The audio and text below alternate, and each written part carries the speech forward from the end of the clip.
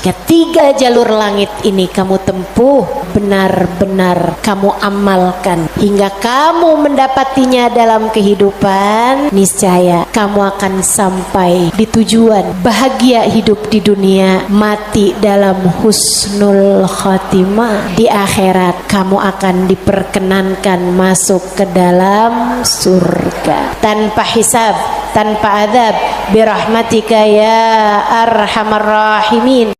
Assalamualaikum warahmatullahi wabarakatuh.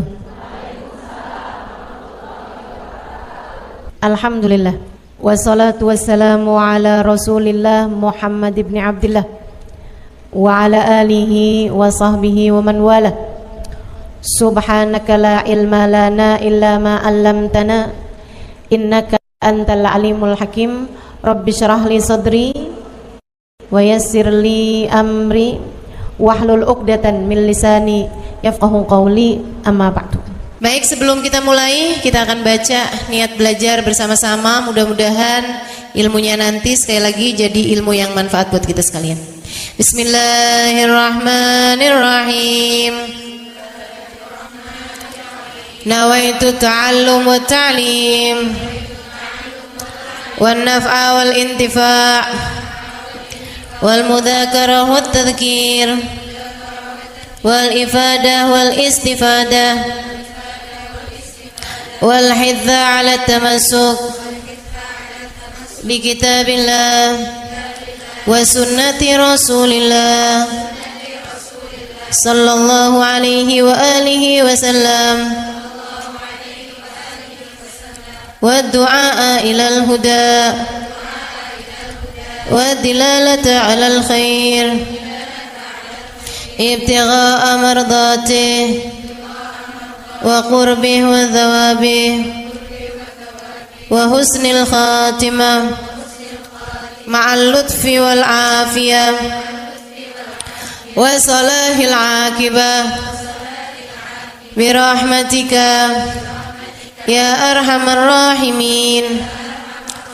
La hadratin Nabi Muhammad sallallahu alaihi wasallam wa alihi washabihi azwaji wa dzurriyyati wa ahli baiti muslimin jamil anbiya wal mursalin wal kulli ajma'in.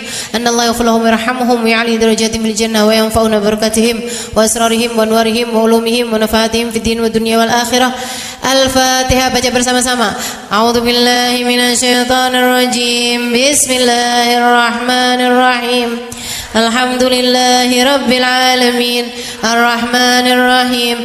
Maliki yaumiddin. Iyyaka na'budu wa iyyaka nasta'in. Ihdinas siratal mustaqim. Siratal ladzina an'amta 'alaihim ghairil maghdubi 'alaihim waladdallin. Amin. Taqabbalallah minna wa minkum, taqabbal ya karim. Peta kebahagiaan hidup dunia membawamu kepada kebahagiaan hidup akhirat. Peta untuk membuatmu kenal kepada Sang Pencipta. Jalan hidup yang dapat membawamu menuju surga. Ini namanya jalur langit. Yang paling rugi yang gak mau ngikutin peta ini. Yang paling sukses yang jalan hidupnya mengikuti peta ini, mengikuti jalur langit ini. Karenanya adik-adik, ibu-ibu, saudariku sekalian yang saya muliakan, izinkan saya di kajian pada siang hari ini menyampaikan padamu tentang bagaimana cara kita menempuh perjalanan menuju Allah Subhanahu wa ta'ala lewat jalur langitnya. Biar gak sumpek hidupmu di dunia, biar matimu husnul khotimah, biar di akhirat nanti dapat masuk surga. Bukankah itu yang kamu mau? Bukankah itu yang kamu inginkan? Adik-adik, bukankah itu adalah cita-citamu? Betul? bahagia di dunia, mati husnul khotimah, di akhirat masuk surga. Adakah keinginan lebih tinggi daripada itu? Adakah cita-cita lebih mulia daripada itu? Enggak ada. Mesti menempuh jalur langitnya, karena surga adanya di langit. Karena segala kebaikan-kebaikan turun dari alam langitnya Allah Subhanahu wa taala menuju ke alam dunia ini. Saat kamu rasa dadamu sesak di dunia, maka naiklah ke atas dan menengadahlah. Maka dada langit siap untuk merengkuhmu, menjadikan sesakmu tak lagi bernilai apa-apa. Sesakmu jadi lega, sesakmu jadi lega. Ayo nih, buat adik-adik yang kegalauan mulu dengerin saya. Buat ibu-ibu yang pusing mulu, terutama kalau lihat sisa saldo akhir bulan, dengerin saya. Simak baik-baik jalur langit. Gimana sih caranya kita menempuh jalur langit? Pertama,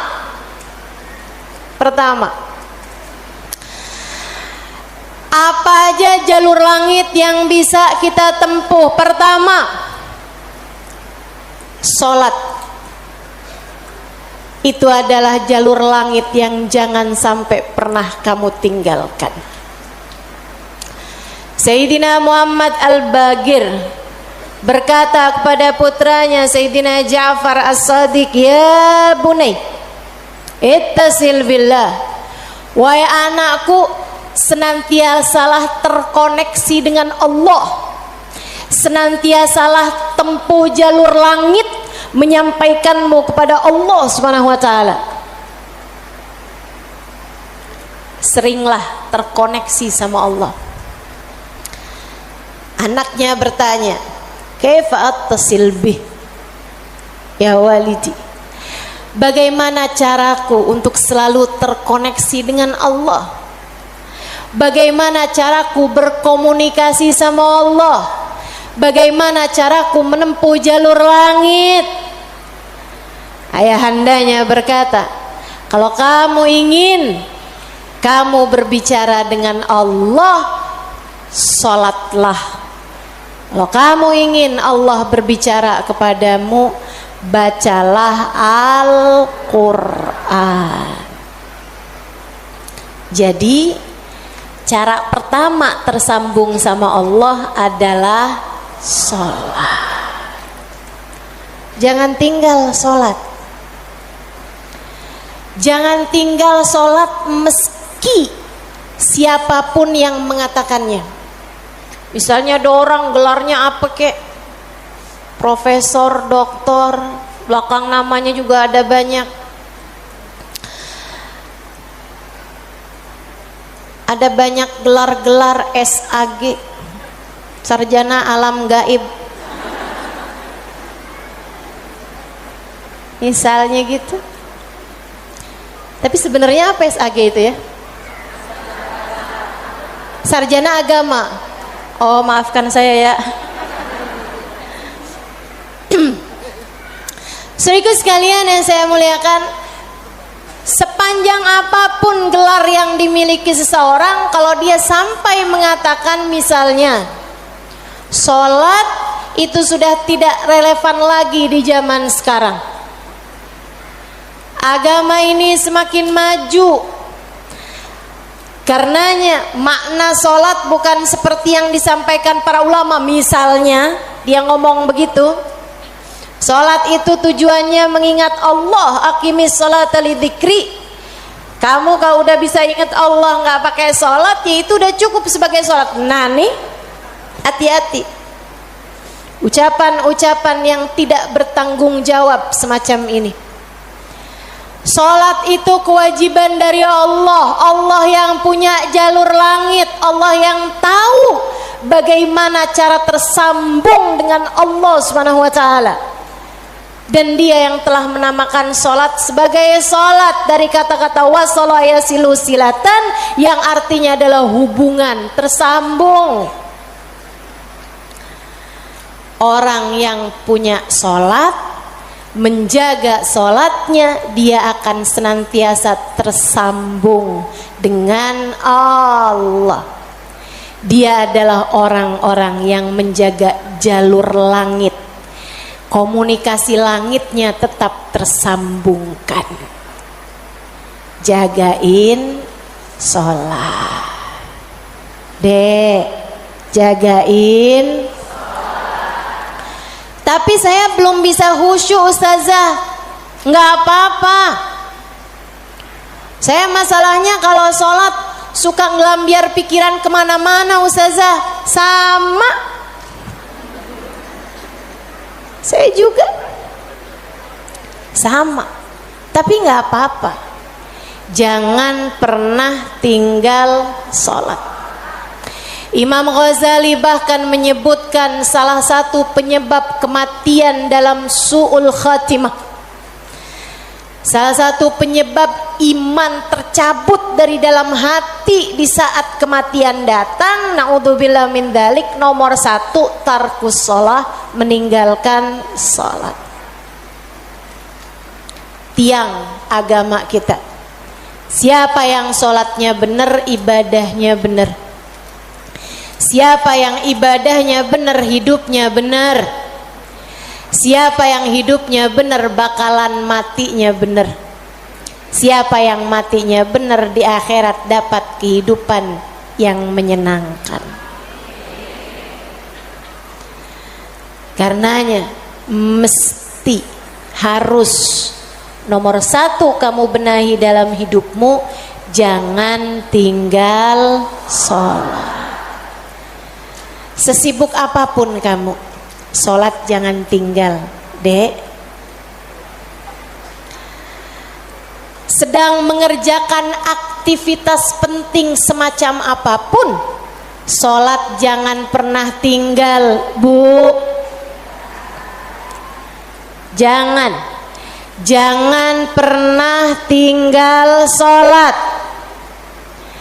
Sebab orang kalau lagi ninggal sholat, bukan hanya karena dia nggak mau sholat, tapi karena dia tidak diizinkan Allah untuk menghadap kepadanya. Telah diputuskan jalur antara dia dengan Allah Subhanahu wa taala. Naudzubillah min dzalik, jalur langit telah terputus darinya.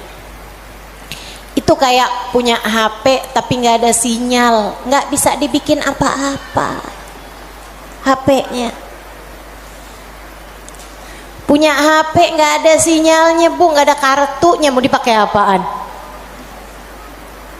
Mau dipakai ngulek sambel? Ya kan enggak gitu. Karenanya teman-teman sekalian, sholat jangan tinggal. Kamu kalau dibikin sama Allah dalam hidup nggak ngerjain sholat, kamu perlu menangisi hal tersebut. Kenapa gitu? Saya sering sampaikan, orang ketika sholat bukan hanya karena dia mau sholat, akan tetapi karena dia masih punya nilai di sisi Allah, sehingga Allah masih izin. Allah kalau benci sama satu makhluknya, sama seorang hambanya, Allah nggak akan izinkan orang tersebut menghadapkan dirinya kepada Allah dalam sholatnya. Dia kirain dia yang nggak mau sholat, padahal Allah yang nggak mau dia menghadap kepadanya. Telah diputus jalur antara dia dengan Allah Subhanahu wa ta'ala. Na'udzubillah min dzalik. Ada yang nanya sama saya, Ustazah, saya nih kan lagi belanja nih Ustazah, kan sibuk tuh kan. Belanja di mana? Di mall Ustazah. boleh nggak Ustazah saya jamak sholat saya? Lah ngemol di jamak sholat agak nih. Belanja ke pasar, sholat udah sampai di jamak-jamak. Innalillahi. Boleh nggak Ustazah? Nggak boleh lah. Yang boleh jamak sholat itu kalau bepergian, itu pun juga dengan jarak keluar kota 82 km. Tapi kalau kurang dari itu, nggak boleh mengerjakan jamak salat. Katanya Nabi Muhammad, man jama'as shalah bi ghairi udrin faqad atababan min abwabil kabair. Siapa yang suka ngumpulin salat, jamaah salat tanpa ada alasan yang dibenarkan, dia sedang mendatangi salah satu pintu dari pintu-pintu dosa-dosa besar. Dia tanya, boleh nggak Ustazah jamaah salat? Nggak boleh, kecuali karena ada alasan yang dibenarkan. Emang kenapa gitu Ustazah? Kamu kalau kepengen hidup dipentingkan sama Allah, maka kamu harus mementingkan Allah. Salat adalah gambaran tentang kamu mementingkan Allah, maka insya Allah hidupmu akan dipentingkan oleh Allah. Jalur langit yang pertama adalah salat. Makanya ada orang yang salatnya khusyuk-khusyuk, ada orang yang salatnya panjang-panjang. Tuh guru-guru saya tuh salatnya panjang-panjang, terutama salat sunnah.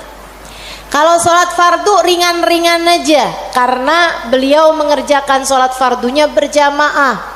Jadi imam, nah itu katanya Nabi Muhammad, kalau kamu sholat jadi imam jangan jang.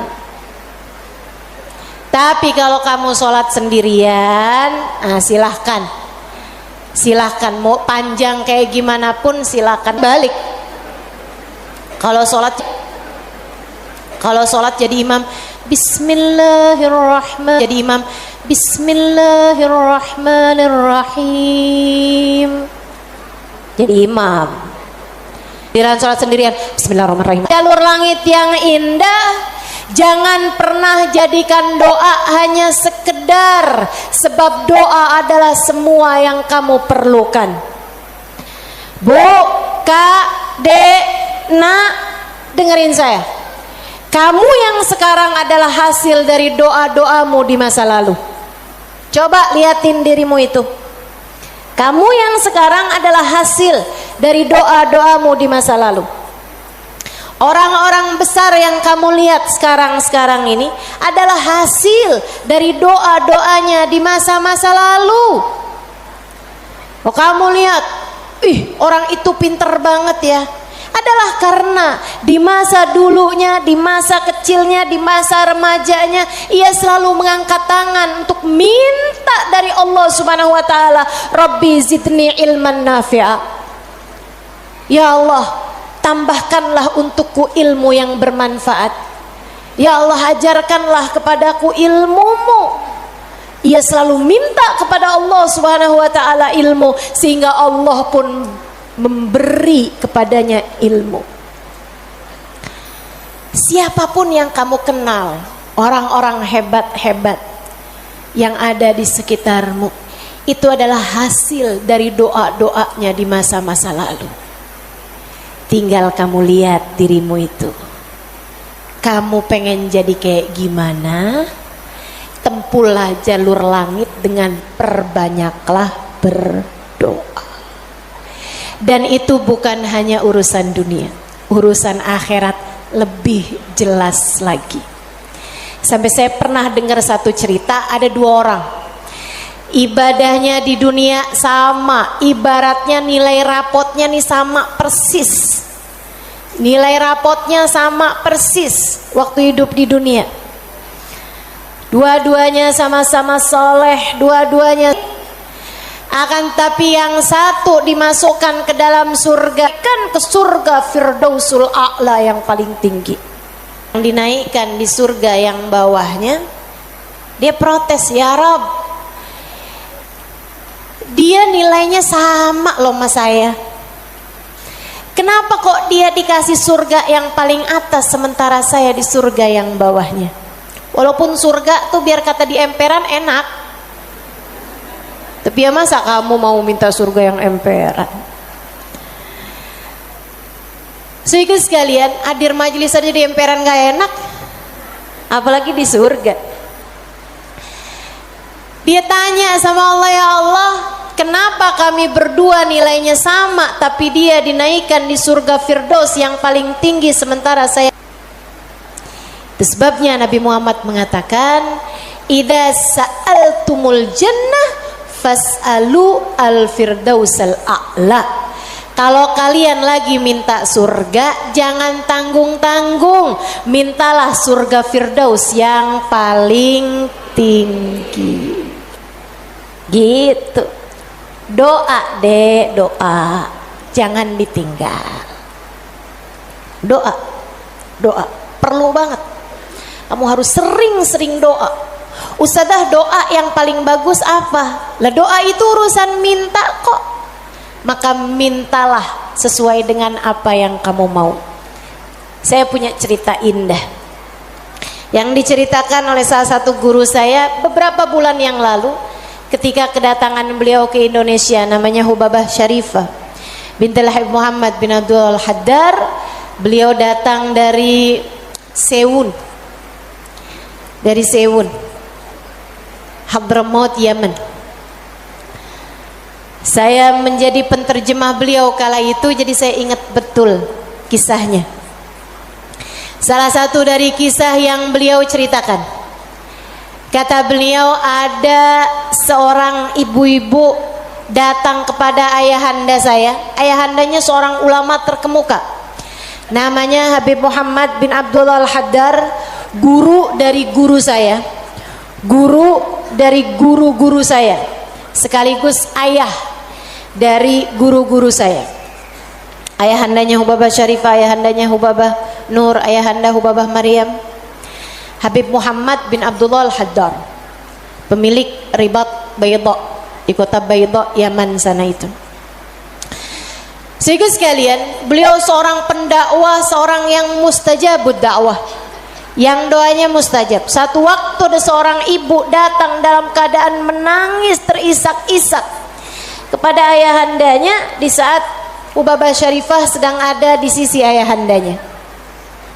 Ibu tersebut bilang, Habib, tolong doakan anak saya, Bib. Anak saya bandel sekali, Bib. Saya susah banget.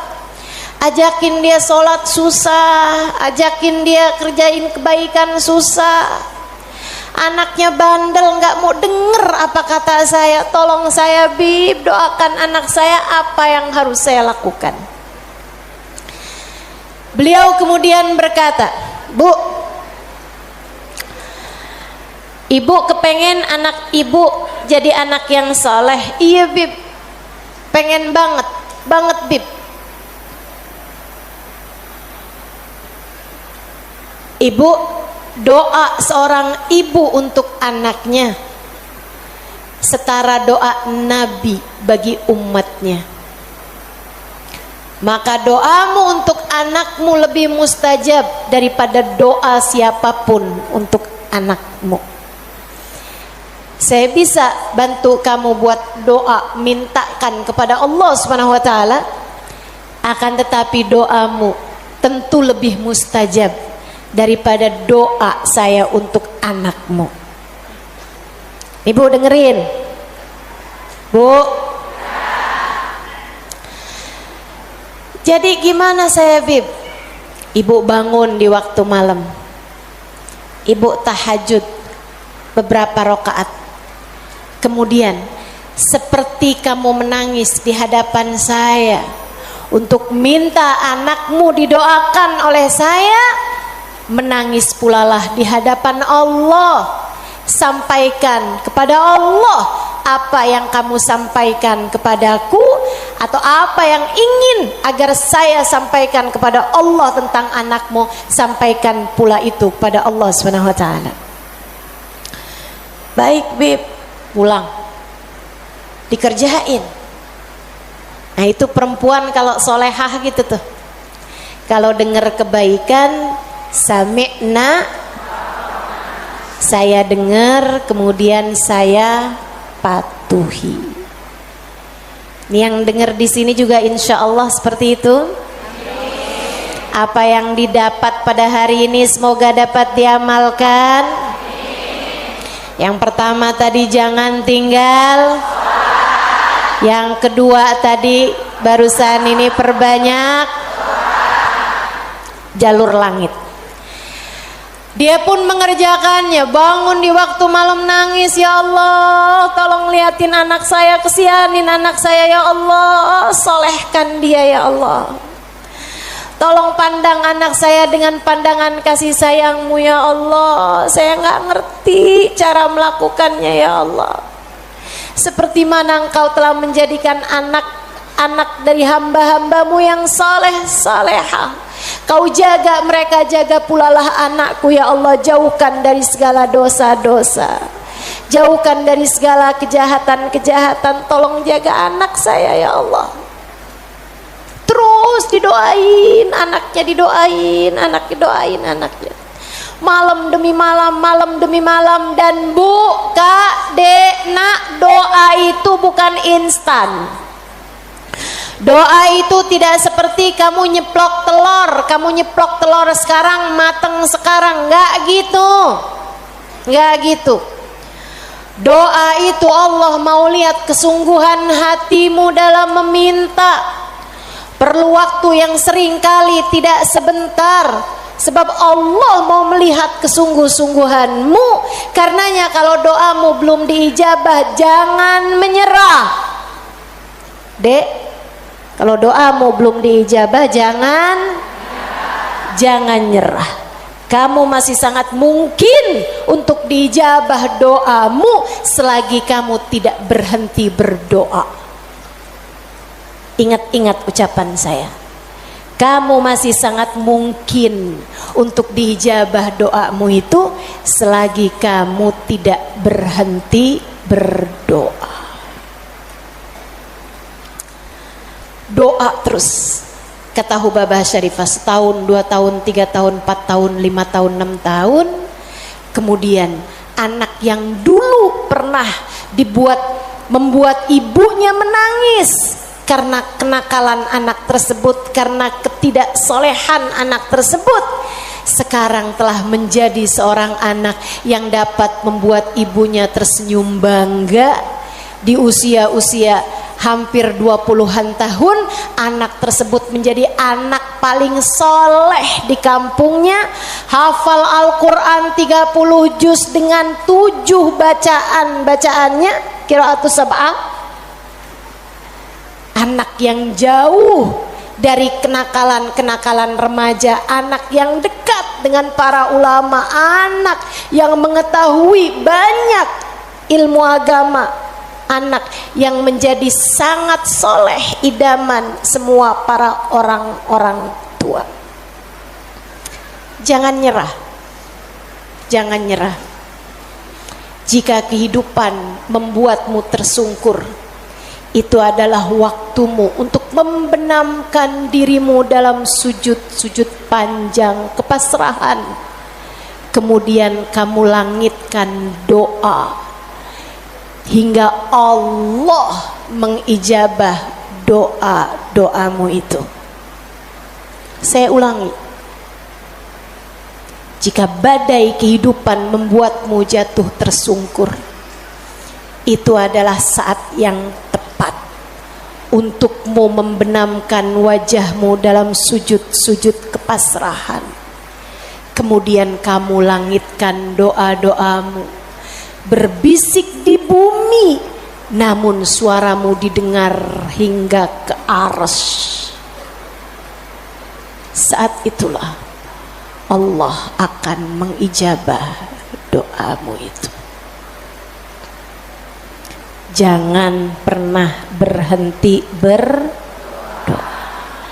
Jangan remehkan doa. Jangan remehkan doa. Saya, Dek, pernah muda juga kayak kamu. Ya masa lahir langsung gede gini. Sewaktu saya remaja, masuk umur 12 tahun, 13 tahun, sebelum balik bahkan saya udah berada di pondok pesantren. Jadi saya itu nggak pernah ngalamin masa belum berjilbab sebelum balik.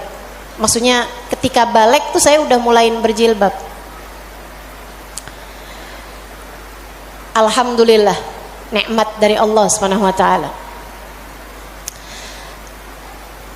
Adik-adik saudaraku sekalian, saat saya kecil, saya ada di pondok-pondok pesantren, saya mulai kenal ustadz-ustadz, ustadzah-ustadzah, ulama-ulama yang membuat saya jatuh cinta dengan ilmu agama. Alhamdulillah, Allah kasih rasa dalam diri saya keinginan untuk selalu belajar. Saya punya keingintahuan yang banyak terhadap urusan ilmu. Jadinya saya seneng banget belajar. Nah, di waktu kecil itu tadi, umur 12-an tahun sebagai santri, kan selain dari belajar ada kewajiban lain tuh.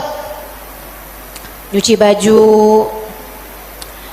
apalagi kalau dapat piket, bersihin kamar mandi, nyapu kamar, ngepel kamar. Itu saya sangat tersiksa sekali, sebab saya ini adalah pemalas. Jadinya karena saya pemalas urusan bebersih dan saya mendadak rajin ketika urusannya belajar. Saya seneng belajar, saya seneng tahu, saya suka mikir. Saya tuh kalau lagi baca kitab gitu seneng banget.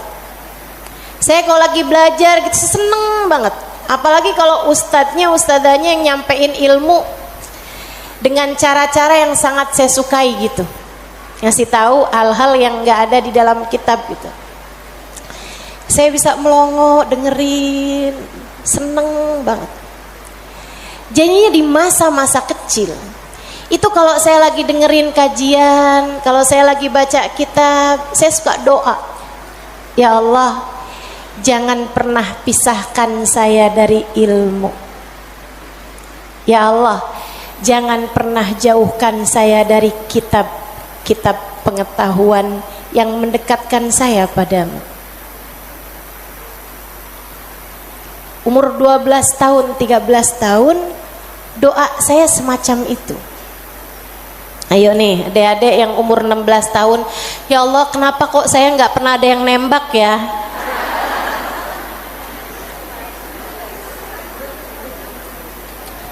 Kata Allah, ya karena aku sayang padamu, karena aku berkehendak untuk menjagamu gitu. Ini malah dipertanyakan, saya kurang cakep apa ya? Kok nggak ada yang naksir sama saya gitu? Siapa kek, tukang kebun, satpam sekolah? Jangan ya dek, jangan. Kalau kakak kelas boleh ustazah, jangan juga. Jangan pacaran.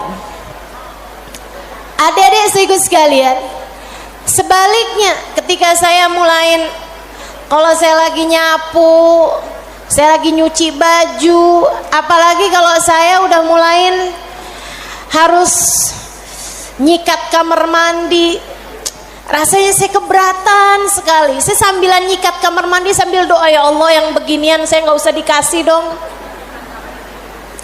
Ya Allah, selamatkan saya dari hal-hal yang semacam ini. Alhamdulillah, alhamdulillah. Saya habisnya itu juga mondok-mondok pesantren, tapi bisa dihitung dengan jari waktunya di mana saya harus nyuci baju, di mana saya harus ngepel, di mana harus nyapu gitu. Kayak alhamdulillah, saya punya banyak orang-orang yang mau mengerjakannya buat saya. Alhamdulillah. Allah bakal kasih. Kata Allah Subhanahu wa taala, "Ud'uni astajib lakum." Mintalah kepadaku, niscaya akan aku ijabah. Minta, doa, jangan berhenti berdoa. Ayo adik-adik, kamu punya panjang masa depan insyaallah. Umurmu mudah-mudahan masih tersisa panjang insyaallah. Jangan sesali dengan di masa tua kamu enggak dikasih hal-hal besar dalam kehidupan karena kamu tidak pernah memintanya kepada Allah. Minta, ya Allah, pandanglah aku dengan pandangan kasih sayang-Mu. Ya Allah, seperti mana Engkau menjaga hamba-hamba-Mu yang soleh-solehah, tolong jaga saya juga ya Allah. Dek, minta sama Allah. Saya serius berkata padamu, dengarkan saya. Saya menyampaikan nasihat sebagai orang tua kepadamu, Dek, kepadamu nak. Minta sama Allah, yang dekat sama Allah. Karena kalau kamu merasa kok saya punya orang tua nggak terlalu sayang ya sama saya, kamu tahu nggak kenapa dalam hidup kamu seringkali merasa bahwa orang tuamu nggak cukup sayang sama kamu, guru-gurumu sepertinya nggak sayang sama kamu. Saya kasih tahu, saat Allah membuat hatimu patah dari berharap kepada manusia, itu adalah cara Allah untuk mengenalkan kasih sayangnya yang tak terbatas padamu. Dekatilah Allah. Orang lain mungkin merasa bosan denganmu, tapi Allah tidak. Allah tidak. Allah tidak akan bosan denganmu kecuali jika kamu yang bosan dengannya. Allah tak akan meninggalkanmu kecuali jika kamu yang meninggalkan Allah. Maka atas nama cinta saya sampaikan padamu, Dek, dengerin saya. Bu, dengerin saya. Atas nama cinta saya sampaikan padamu, jangan pernah tinggal Allah. Yang dekat sama Allah, mintalah terus kepada Allah. Mintalah terus kepada Allah. Minta pandangan kasih sayangnya tertuju padamu. Minta Rahman Rahimnya, rahmatnya Allah kasih kepadamu. Minta agar dalam keadaan apapun Allah tak pernah berhenti menyayangimu. Mintalah permintaan yang tak akan pernah kamu sesali. Nggak usah minta, ya Allah, jangan biarkan orang tua saya meninggalkan saya. Nggak usah. Kamu, Bu, jangan minta, ya Allah, jangan biarkan hati suami saya berpaling dari saya. Kamu mau minta juga terserah. Tapi yang saya sampaikan padamu adalah bahwa hal yang semacam itu bisa kamu syukuri, bisa pula kamu sesali. Akan tetapi kalau kamu tidak ditinggalkan oleh Allah, sampai kapanpun tidak akan pernah kamu sesali, insya Allah. Jadi jalur langit yang harus kamu tempuh, yang pertama adalah, yang kedua adalah, yang ketiga adalah cinta kepada baginda Nabi besar Muhammad. dan semua orang-orang yang menyampaikanmu kepada jalur langit. Jangan putus hubungan dengan orang-orang soleh, dengan para ulama Allah subhanahu wa ta'ala. Saya akan sampaikan 5 menit lagi, kemudian kita akan segera akhiri majelis ini. Saudaraku sekalian yang saya muliakan, yang pertama jangan tinggal sholat, yang kedua jangan tinggal doa. Jalur langit yang ketiga yang harus saya sampaikan padamu adalah milikilah guru yang dapat menyampaikanmu kepada Allah. Milikilah jalur langit yang dapat menyampaikanmu kepada Allah. Cintai orang-orang soleh di atasmu hingga mereka menyampaikanmu kepada Nabi Muhammad. Kemudian Nabi Muhammad menyampaikanmu kepada Allah. Beliaulah tali Allah subhanahu wa ta'ala.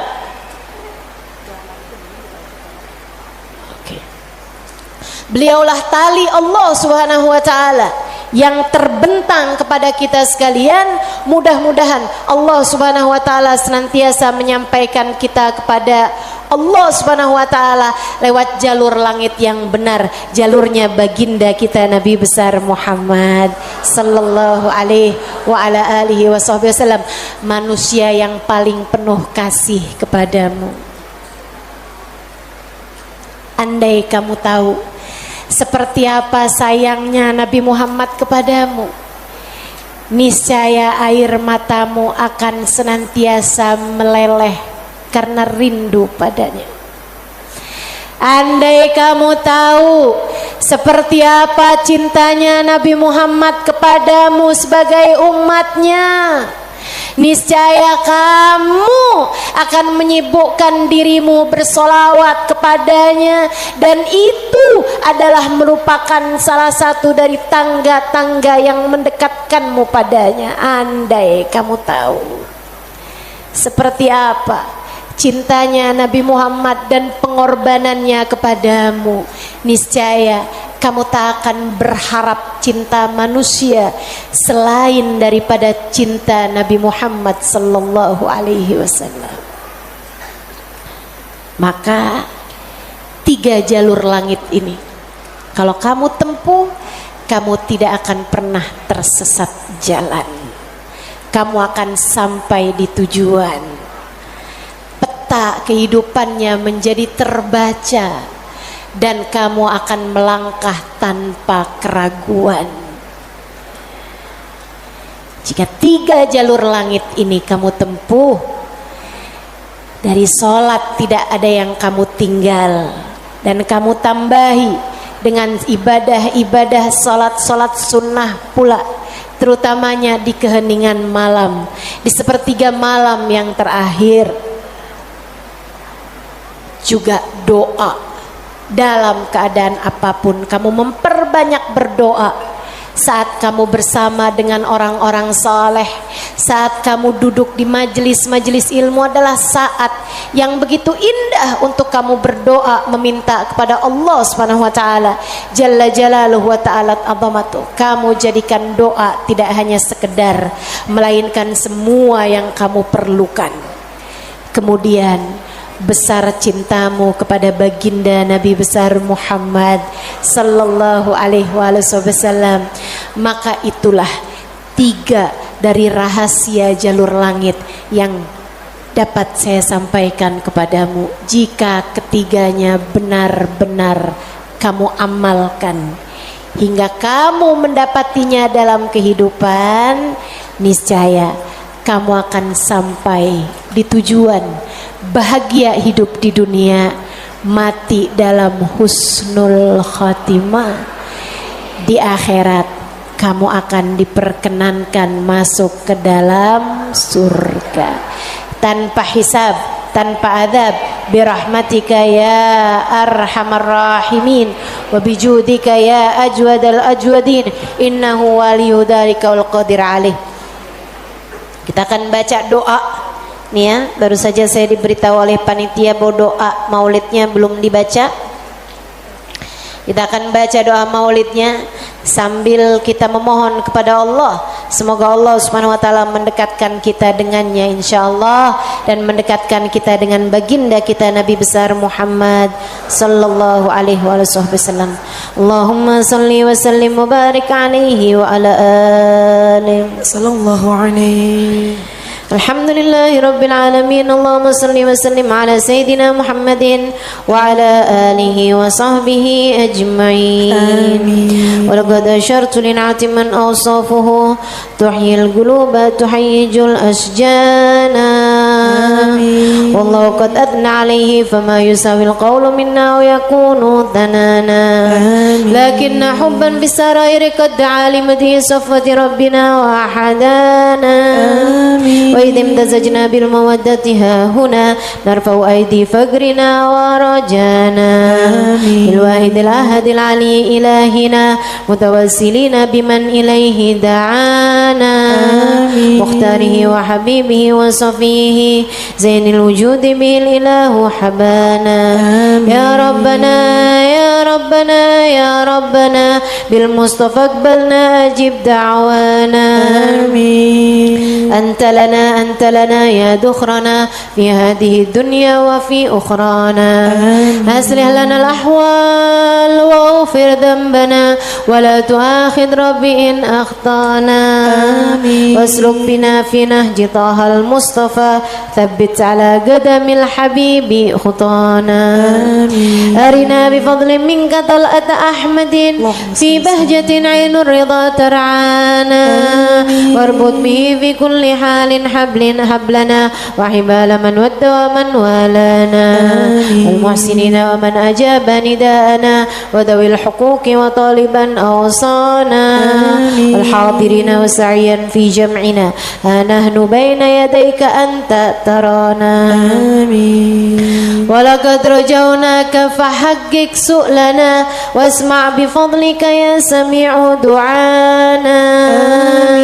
وانصر بنا سنة طه في بقاء الأرض واجمع كل من عادانا. وانظر إلينا واسكنا كأس الهنا واشفي وعاف عاجلا مرضانا. واقض لنا الحاجات. Silakan sebutkan hajat masing-masing. Assalamualaikum warahmatullahi wabarakatuh.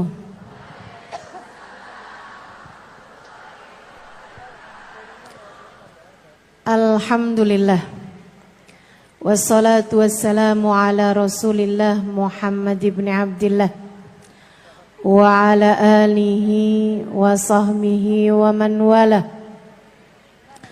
Subhanaka la ilma lana illa ma 'allamtana innaka antal alimul hakim. Rabbi shrah li sadri wa yassir li amri wahlul 'uqdatan min lisani yafqahu qawli. Amma ba'du. Alhamdulillah, Allah sampaikan juga saya ke tempat ini. Masjidnya Allah Subhanahu wa taala, bait min buyutillah, rumahnya Allah. Mudah-mudahan kita udah disampaikan di rumah Allah di dunia. Allah sampaikan pula ke Baitullahil Haram di Mekkah. Dan Allah sampaikan pula di tempat keridhaannya surga Allah di akhirat nanti insyaallah. Amin ya rabbal alamin. Rabbi la tukhzini yawma yub'atsun yawma la yanfa' mal wala banun illa man atallaha biqalbin salim. Kata Nabi Ibrahim yang Allah tuliskan dalam Al-Quran, ya Allah, jangan kecewakan aku, jangan buat aku susah pada hari di mana Engkau membangkitkan hamba-hambamu. Nanti di akhirat saat manusia dibangkitkan, ya Allah, jangan buat saya susah, jangan buat saya kecewa. Yauma la yanfa' mal wala banun. Hari yang itu loh ya Allah, hari yang tidak bermanfaat orang bawa harta, hari yang tidak bermanfaat orang bawa anak. Yang bermanfaat hanyalah orang yang datang pada Allah biqalbin salim, dengan membawa hati yang selamat. Karenanya siapapun di antaramu yang akan menuju ke akhirat, semua dari kita menuju ke akhirat. Siapapun di antaramu yang kepengen di hari akhiratnya nanti menjadi orang yang tidak susah, menjadi orang yang tidak sedih, menjadi orang yang tidak kecewa, menjadi orang yang tidak ketakutan, menjadi orang yang berhasil. Siapa di antaramu yang kepengen di hari akhiratnya nanti berbahagia, bersukacita? Siapa yang kepengen di hari akhiratnya nanti bergembira? Pastikan saat-saat ini, saat hidupmu di dunia ini, pastikan kamu sedang menuju kepada keselamatan hati. Hatimu selamatkan. Hatimu selamatkan, teman-teman. Hatimu selamatkan.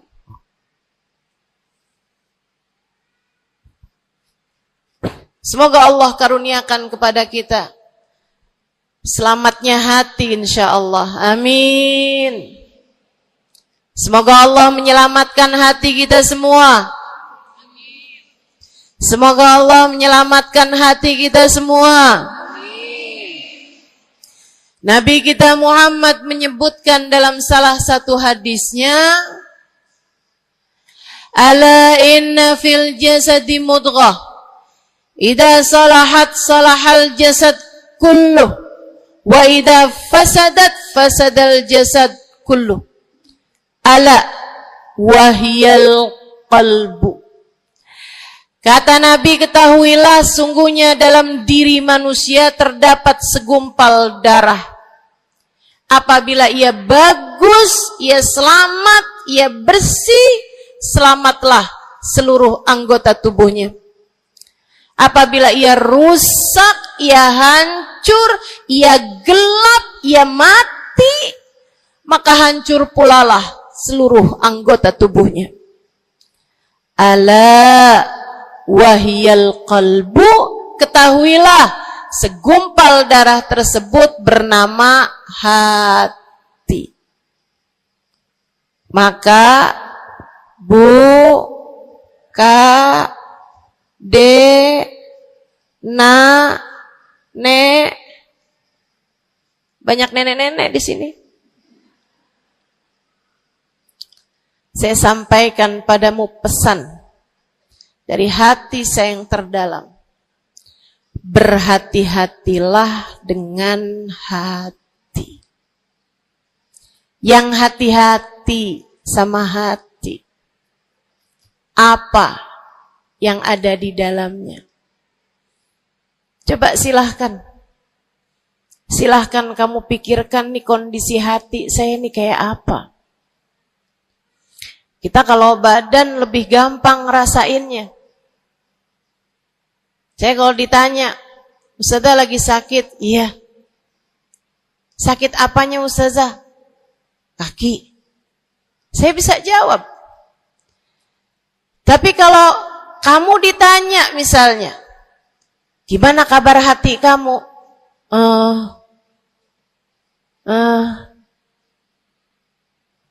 Gimana kabar hatimu? Sehatkah? Sakitkah? Atau bahkan sakaratul maut? Hatimu bercahayakah? Gelapkah? Atau bahkan mati? Bagaimana kabar hatimu, teman-teman? Bagaimana kabar hatimu? Innallaha la yanzur, kata Nabi Muhammad dalam hadis yang lain. Innallaha la yanzur ila suwarikum wala ila absyarikum walakin yanzur ila qulubikum. Sungguhnya Allah tidak melihat kepada badan kalian, Allah tidak melihat kepada warna kulit kalian, Allah nggak peduli hidung kamu mancung ataukah pesek. Allah nggak peduli kulit wajahmu mulus ataukah berjerawat. Allah nggak peduli kamu tinggi ataukah pendek. Allah nggak peduli warna kulitmu semacam apa. Yang Allah Subhanahu wa taala lihat, yang Allah Subhanahu wa taala perhatikan adalah hatimu. Adakah ia mulus? Adakah ia penuh dengan penyakit-penyakit? Yang Allah pandang darimu adalah hatimu. Nih, sekarang saat kamu duduk sama rata di tempat ini, teman-teman, meskipun ada yang lebih tinggi, ada yang lebih rendah, tapi kita duduk nih sama-sama di tempat ini nih. Nilaimu di mata Allah bukan seberapa dekat jarak antaramu dengan saya. Nilaimu di mata Allah bahkan bukan bergantung dari jam berapa kamu datang. Ketika kamu sama rata duduk di tempat ini, yang Allah pandang darimu adalah hatimu. Sedang berada di manakah saat ini? Yang duduk di tempat ini sembari mikirin ntar pulang enaknya makan apa ya?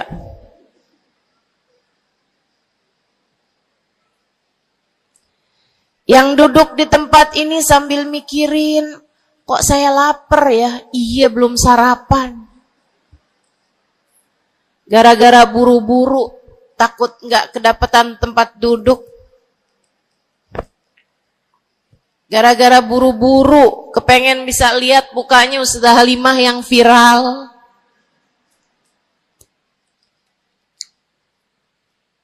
Hatimu.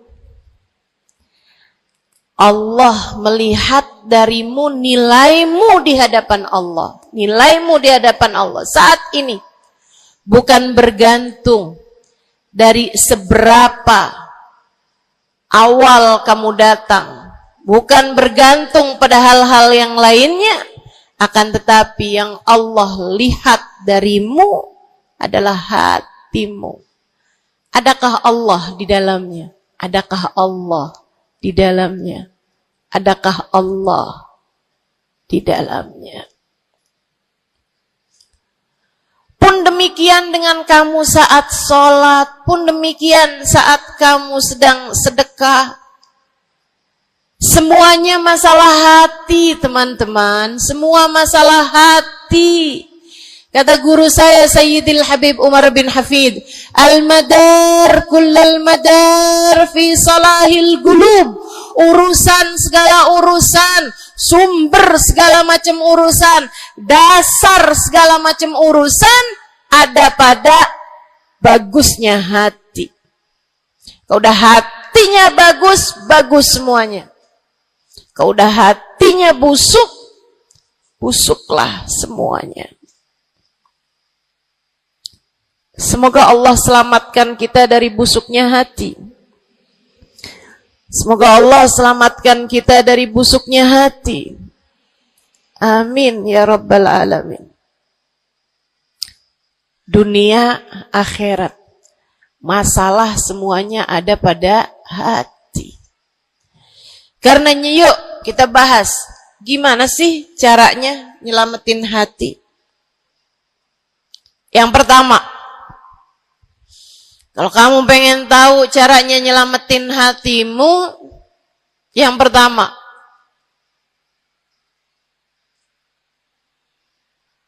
bersihkan sampah-sampahnya. Nih, kamu mau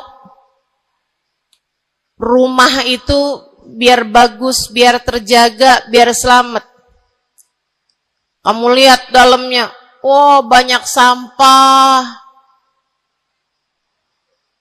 banyak noda, banyak kotoran. Dari mulai kotorannya cicak, ayam, sampai mungkin anjing, karena lama nggak ditempatin. Ada banyak di antara kita yang kondisi hatinya semacam itu. Sampah begitu banyak dalam hatinya. Ada banyak di antara kita umat Islam yang kondisi hatinya semacam itu. Begitu banyak sampah di dalam hatinya tersebut. Semoga Allah selamatkan semuanya. Amin. Maka hal pertama, kalau kamu kepengen punya hati yang selamat, yang nomor satu adalah bersihkan hatimu dari semua sampahnya, keluarin. Apa sampahnya hati? Dosa-dosa yang telah kamu lakukan. Idza aznabal abd nakat fi qalbihi nuqtah sauda. Kata baginda kita Nabi besar Muhammad, idza aznabal abd, ketika seorang hamba mengerjakan dosa, tertorehlah di dalam hatinya satu titik hitam. Sampahnya hati. Kamu tiap kali bikin dosa, dosa apa aja? Bukan hanya dosa besar, zina, bukan hanya dosa besar, minum minuman keras atau narkoba, bukan hanya dosa besar, judi atau riba, bukan hanya dosa-dosa besar. Kalau itu titik hitam yang sangat besar tertoreh di dalam hatimu itu. Bahkan dosa-dosa kecil, sekedar marah-marah sama suami, atau ngambil uang suami. Gimana? Pernah? Rezeki istri solehah ustazah. Lagi mau nyuci, kelihatan, alhamdulillah. Emang haram ya ustazah? Ya haram, bukan punya kamu. Kan katanya ada hak istri dalam harta suami. Iya betul kalau dia kasih. Kalau dia kasih, kalau nggak kasih, nggak halal juga. Bahkan dosa-dosa kecil, seperti melihat tetangga, terus kamu bilang, ya ampun, cakep banget ya. Nyesel saya nggak kawin sama dia.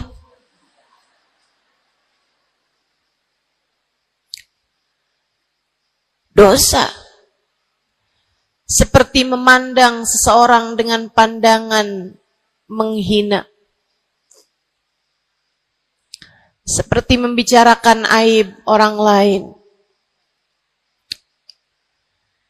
Setiap kali kamu berbuat dosa, apapun bentuk dosanya, satu titik hitam tertoreh di dalam hatimu itu.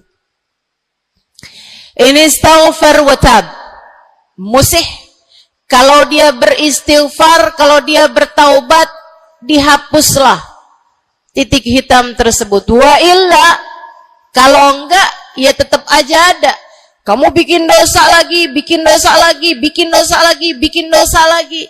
Enggak pernah istighfar, enggak pernah memperbaiki diri. Aurat tidak kamu tutup dengan baik. Sehingga akhirnya setiap kali kamu keluar dilihat oleh laki-laki yang bukan mahrammu. Satu titik hitam, satu titik hitam, satu titik hitam. Sampai terkadang hati seseorang dipenuhi dengan titik-titik hitam. Hatinya menjadi legam. Hatinya menjadi penuh dengan titik-titik hitam, semakin bertambah lagi, jadilah karat. Jadilah karat. Kalau udah jadi karat, na'udzubillah. Ini yang Allah sebutkan di dalam Al-Quran. Kata Allah, kalla, a'udzubillahi minasyaitonirrajim, kalla, bal rana ala qulubihim bima kanu yaksibun, kalla, innahum an rabbihim yawma idin lamahjubun.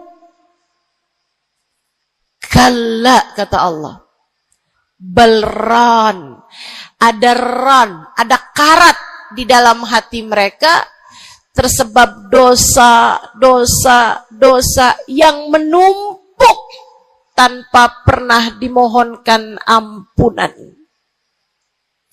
Kalla, innahum an rabbihim yawma idzin lamahjubun.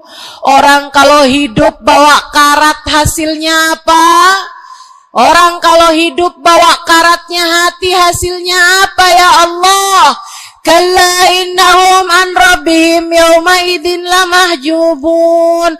Orang yang hatinya punya karat, pada hari tersebut ia akan terhalang dari Allah Tuhannya. Guru saya Sayyidil Habib Umar bin Hafid menyampaikan tafsir mengenai ayat ini. Kata Habib Umar bin Hafid, tidak mati dengan membawa iman. Orang yang hatinya penuh dengan karat, apabila datang ajal menjemput, iman tercerabut dari dalam hatinya, hingga ia pun mati, keluar dari atas muka bumi ini dengan tanpa membawa iman Islam. Dia keluar dari atas muka bumi ini bukan sebagai hamba Allah, bukan sebagai umat Nabi besar Muhammad sallallahu alaihi wa ala alihi wasallam. Dia meninggal dunia dalam keadaan su'ul khatimah. Na'udzubillah min dzalik. Jangan biarkan karat memenuhi hatimu. Jangan biarkan hatimu, dosa-dosa yang telah kamu lakukan menjadi berkarat dalam hatimu itu. Saya kesian sama kamu. Enggak apa-apa. Hidup terus-terusan ngontrak, enggak apa-apa. Hidup enggak pernah punya kendaraan sendiri, enggak apa-apa. Enggak pernah punya HP yang canggih, enggak apa-apa. Saya hidup di atas muka bumi ini, enggak pernah ada yang datang melamar saya. Jadinya sampai di usia di atas 30-an tahun, saya masih menjomblo, Ustazah. Enggak apa-apa. Ustazah, saya udah menikah 10 tahun, belum ada anak juga, Ustazah. Enggak apa-apa. Ustazah, suami saya kawin lagi, Ustazah. Enggak apa-apa.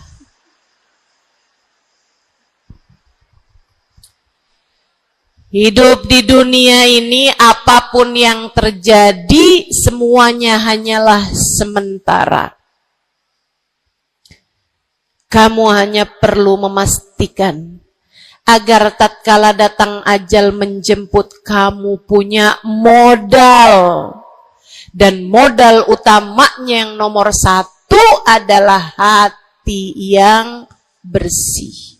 Hati yang selamat. Kamu bawa pulang menghadap Allah Subhanahu wa ta'ala bigalbin salim. Kamu bawa hati yang selamat. Insya Allah. Mati enggak bawa suami enggak apa-apa. Mati enggak bawa anak enggak apa-apa. nggak bakalan jadi pertanyaan malaikat raqib atid.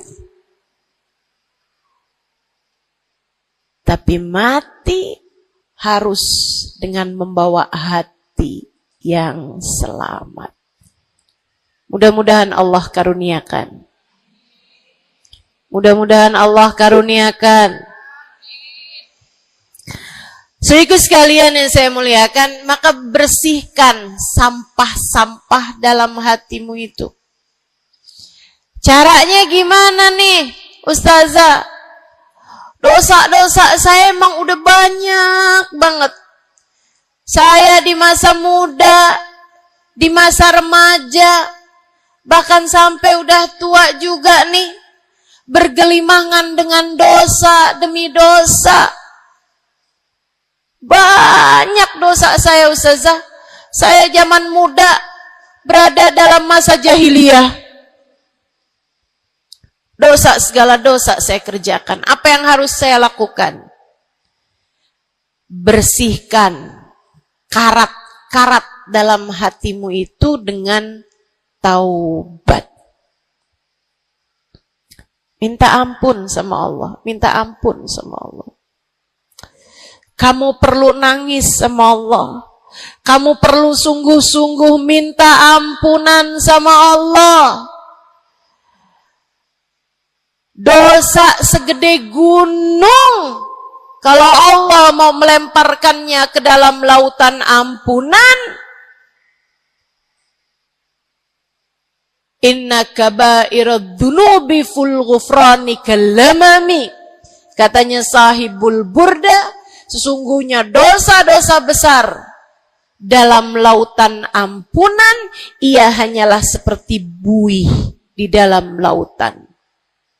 Gak ada artinya apa-apa kalau Allah mau ampuni. Dosa sebesar apapun, kalau Allah mau ampuni gak ada artinya. Tapi dosa sekecil apapun, kalau Allah mau perhitungkan, kamu gak akan selamat. Saya sampaikan padamu atas nama cinta. Dosa sekecil apapun yang kamu lakukan, jika ia tidak berjumpa dengan ampunan Allah, kamu bisa tidak selamat. Iblis nyembah Allah 70.000 tahun lamanya. Sujud di atas bumi, dia sujud, bumi dihancurkan, Allah naikin dia ke langit. Di atas langit dia sujud, ganti-ganti posisi sujudnya. Karenanya Imam Ghazali dalam kitabnya Minhajil Abidin mengatakan, ma min buk'ah minal ard was sama, tidak ada satu jengkal tanah, baik di bumi ataupun di langit, illa waqad sajad iblis fihi sajdah. Iblis udah pernah sujud di sana, di semua tempat di bumi maupun di langit. Paling banyak ibadahnya ternyata bukan seorang wali. Paling banyak ibadahnya ternyata bukan seorang nabi. Kalau hitung-hitungan panjang-panjangan ibadah, ibadahnya iblis lebih panjang daripada siapapun dari makhluknya Allah Subhanahu wa ta'ala yang pernah tinggal di bumi ini. Akan tetapi dia nggak nurut. Iblis ibadah 70.000 tahun, nggak nurut sekali doang, sekali aja. Wa idh qulna lil malaikati isjudu li Adam fasajadu illa iblis. Ketika kami memerintahkan seluruh makhluk yang ada di langit, seluruh malaikat, kami perintahkan, wahai malaikat-malaikatku, sujudlah kalian kepada Adam. Fasajadu, mereka semuanya sujud, illa iblis, kecuali iblis doang. Tantang, petenteng gak mau sujud. Allah tanya, Ma manaka an tasjuda li Adam id amartuk? Iblis, apa yang bikin kamu nggak mau sujud kepada Adam? Padahal aku yang telah memerintahkanmu. Bukankah kamu selama ini sujud di bumi, di langit untuk menyembahku? Sekarang aku perintahkan padamu untuk sujud. Kenapa kamu nggak mau sujud padanya? Iblis nggak bilang, ya Allah, kan perintahnya tadi malaikat. Saya kan bukan malaikat ya Allah. Nggak gitu.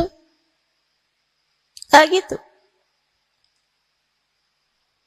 Saudariku sekalian yang saya muliakan, bahkan iblis nggak bilang, males ya Allah saya sujud, lagi bisulan, misal. Enggak gitu juga. Makanya orang yang meninggalkan taat karena malas, karena bodoh misalnya, itu lebih dimaklumi teman-teman. Daripada yang kayak iblis ini nih.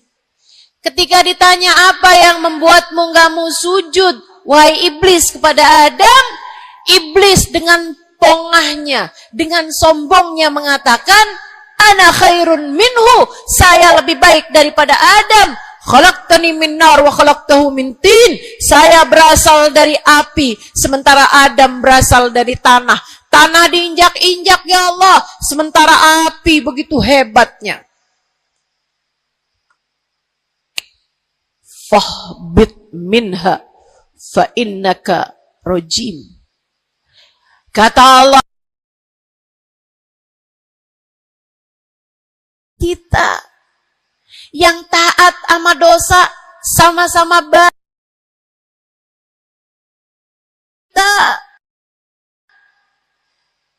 Yang mungkin dosa kita lebih banyak daripada taat kita.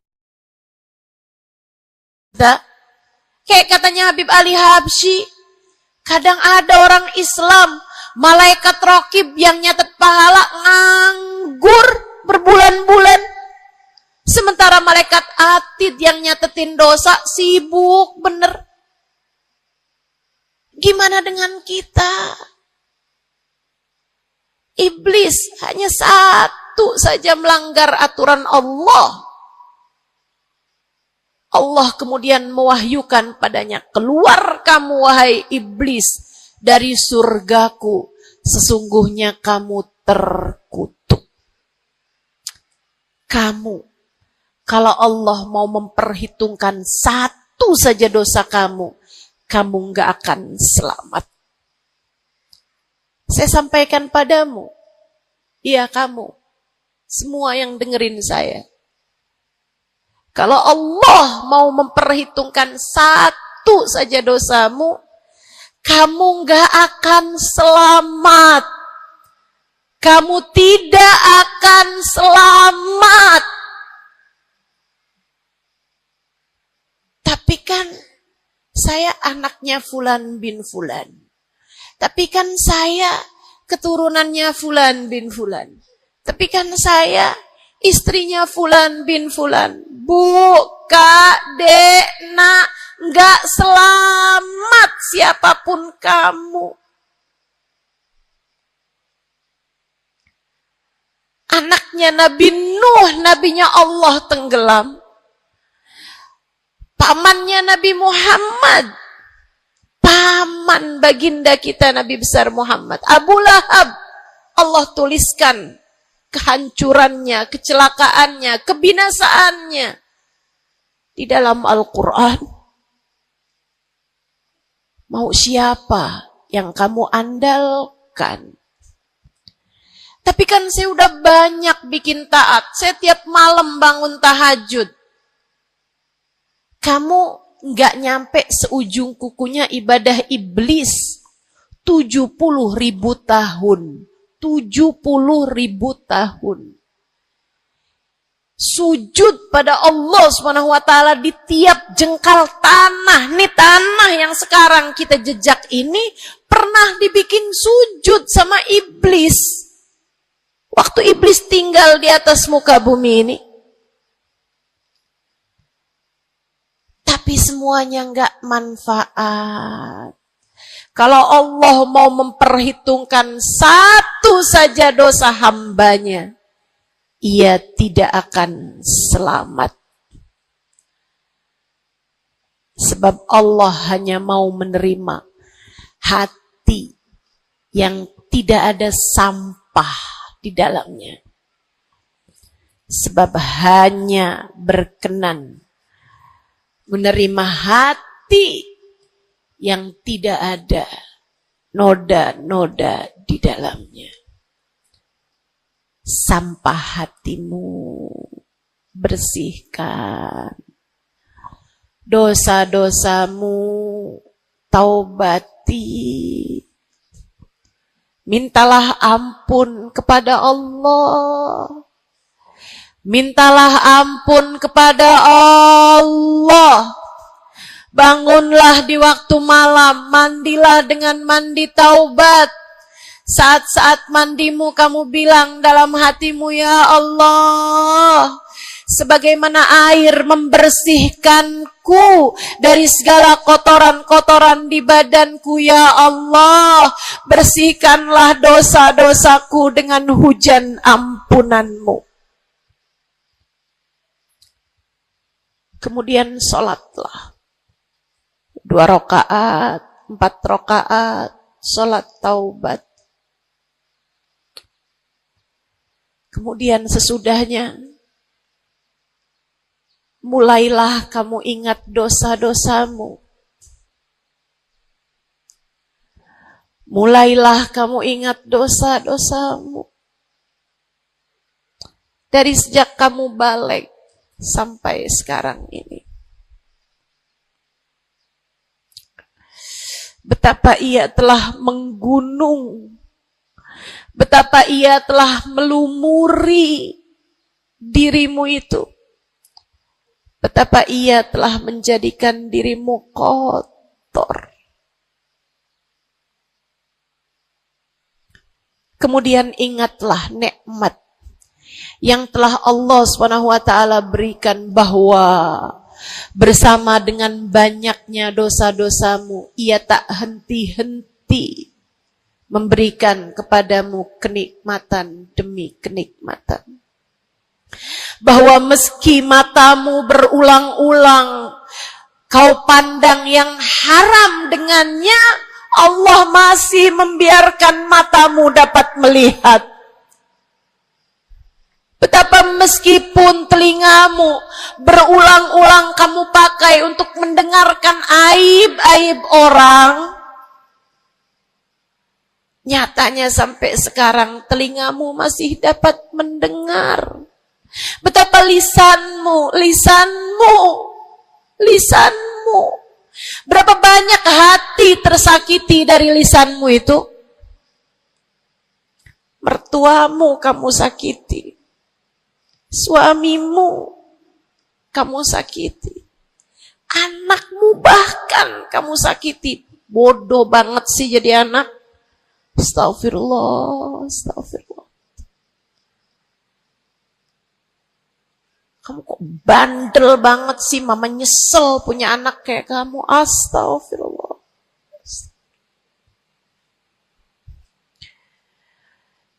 Betapa lisanmu menyakiti hati tetanggamu, saudara-saudarimu, sahabat-sahabatmu, orang-orang di sekelilingmu, merasakan gangguan dari lisanmu itu, tersakiti dari lisanmu itu. Tapi meskipun entah sudah berapa banyak dosa tercatat dari lisanmu, Allah masih tetap membiarkan lisanmu dapat berbicara sampai saat ini. Nikmat tak henti-henti Allah berikan kepadamu, bukan? Betapa durhakanya diri kita. Namun betapa penuh rahmatnya Allah kepada kita. Betapa berlumurannya kita dengan dosa-dosa. Namun betapa Allah bersama dengan segala dosa-dosa yang kita lakukan, tak henti-hentinya membanjiri kita dengan kenikmatan. Wa in ta'uddu ni'matallahi la tuhsuha. Kalau kamu mau hitung nikmatnya Allah, kamu tak akan pernah mampu menghitungnya. Sesudah kamu ingat-ingat dosamu, kamu ingat nikmat Allah kepadamu, kamu ucapkan seperti ucapan baginda Nabi Muhammad. Allahumma anta rabbi, la ilaha illa anta khalaqtani wa ana abduka wa ana ala ahdika wa wa'dika mastata'tu a'udzu bika min syarri ma sana'tu abu'u laka bi ni'matika 'alayya wa abu'u bi dhanbi faghfir li fa innahu la yaghfiru dzunuba illa anta. Ya Allah, Engkau adalah Tuhanku. Tak ada Tuhan kecuali Engkau. Aku adalah hamba-Mu yang Kau perintahkan buat taat, yang Kau perintahkan untuk menepati janji semampuku. Ya Allah, aku berlindung dari buruknya perbuatan yang telah aku lakukan. Begitu buruk, begitu jelek dosa yang telah aku perbuat padamu, ya Allah. Abu'u laka bi ni'matika 'alayya. Ya Allah, Engkau selalu datang padaku dengan berbagai macam kenikmatan-kenikmatan. Wa abu'u bidzambi, sementara aku selalu datang padamu dengan dosa demi dosa. Faghfirli, ampunilah aku ya Allah. Fa innahu la yaghfiru dzunuba illa anta. Bukankah tak ada yang dapat mengampuni dosaku selain Engkau ya Allah. Minta ampun sama Allah. Minta ampun sama Allah. Yang serius, menangislah di hadapannya. Menangislah di hadapannya. Dalam keheningan malam saat tiada sesiapapun yang melihatmu. Jauhkan dulu apapun yang dapat membuatmu kehilangan konsentrasi. Jangan lagi khusyuk-khusyuk begitu tiba-tiba kedengaran suara Shopee.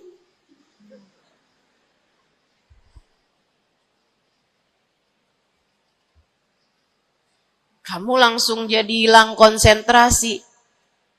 Yang mana nih ya?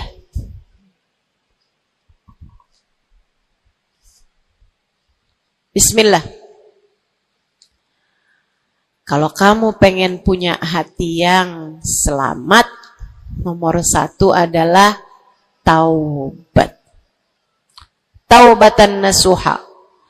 Taubat yang sungguh-sungguh. Nyesel telah berbuat dosa. Meninggalkan dosa-dosa tersebut. Berjanji untuk tidak mengulanginya lagi. Jika dosanya terkait sama manusia, ada syarat keempat yang harus dilakukan, yaitu meminta maaf kepada orang yang telah engkau sakiti hatinya tersebut. Yang kamu habis bikin dosa sama dia, minta maaf. Mudah-mudahan Allah SWT ampuni dosa-dosa kita. Amin. Semoga Allah ampuni dosa-dosa kita. Amin. Ketika ada seorang ulama ditanya, ya Syekh, wahai Syekh, Kalau saya nih punya banyak hajat nih, punya banyak permintaan, tapi waktunya sempit buat doa. Doa apa yang seharusnya saya panjatkan?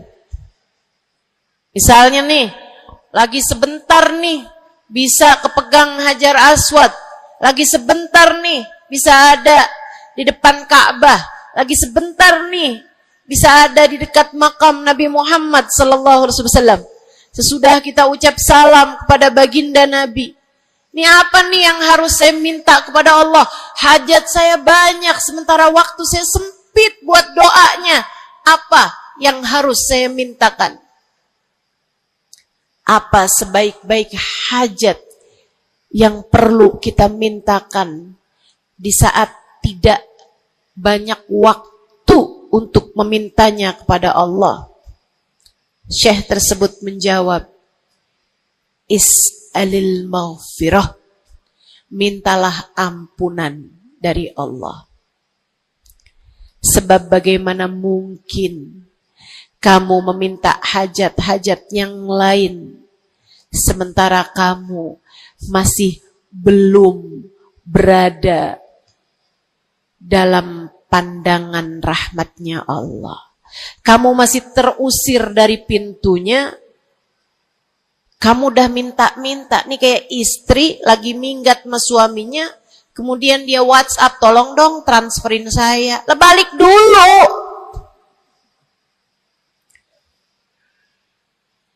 Baru minta. Tiap kita ngerjain dosa adalah tiap langkahan kita menjauh dari Allah Subhanahu wa ta'ala. Tiap kali kamu mengerjakan dosa adalah langkahan-langkahanmu menjauh dari Allah Subhanahu wa ta'ala. Karenanya mendekat dulu, masuk dulu, Allah bukain pintu dulu, baru deh silahkan minta yang lainnya. Kalau sempit waktumu, mintalah ampunan dari Allah Subhanahu wa ta'ala. Ini kan kerjaan kita nih suka salah-salah kalau doa. Giliran lagi ada hujan nih, wah doa mustajab, langsung. Ya Allah jodoh ya Allah. Yang cakep, yang ganteng, yang kaya, yang setia, yang soleh. Banyak bener. Padahal kalau ngelihat dirinya kagak ada pantes-pantesnya. Kalau kamu pengen jodoh yang soleh, solehahkan dulu dirimu itu.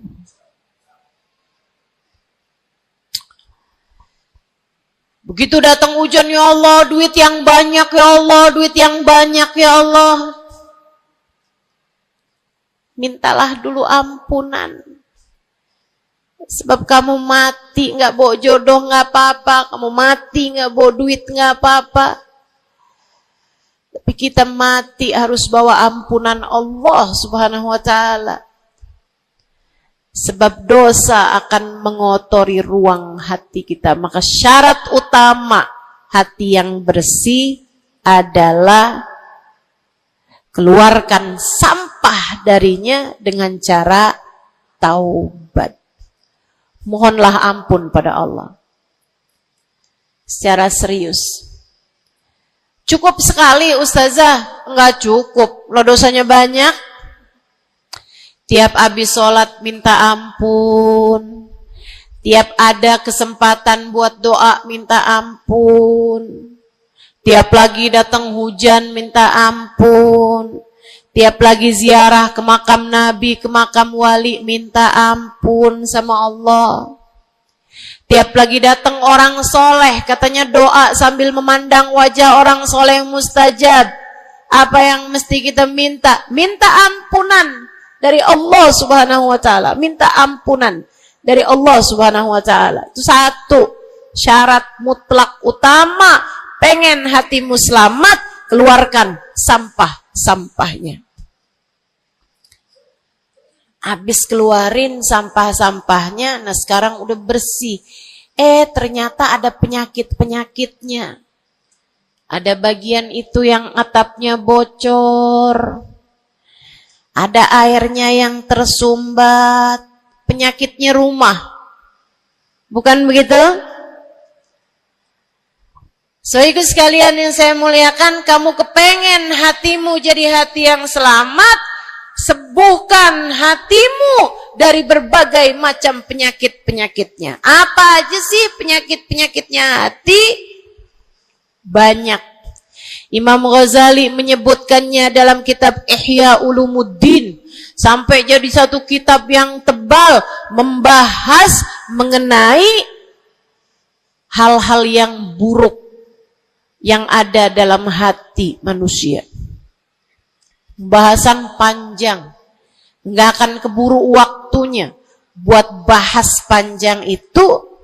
Tapi saya bilang, Bu, kayak rumah. Saya pernah beli rumah. Suami saya beli rumah. Kemudian saya liatin rumahnya bagus, bersih, cakep, udah nih.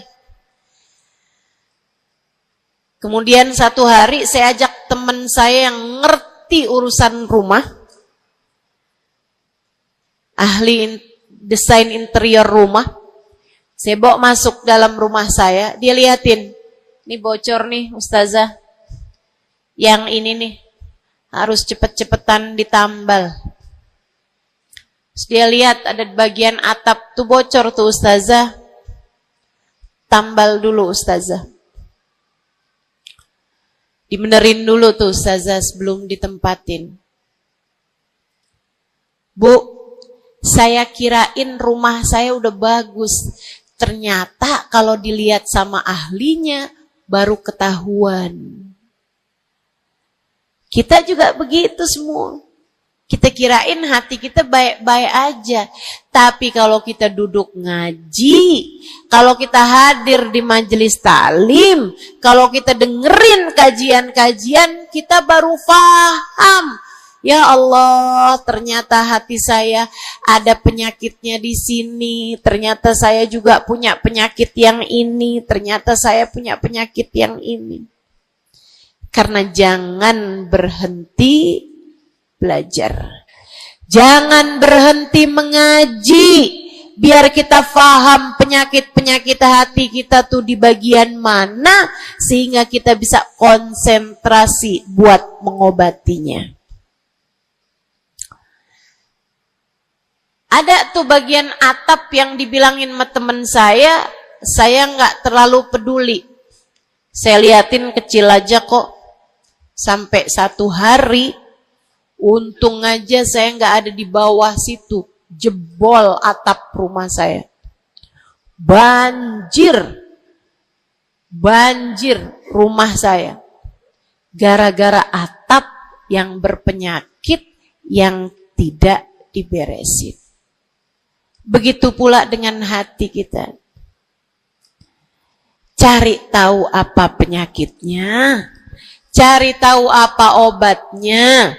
Dengan kamu duduk mengaji. Ini bukan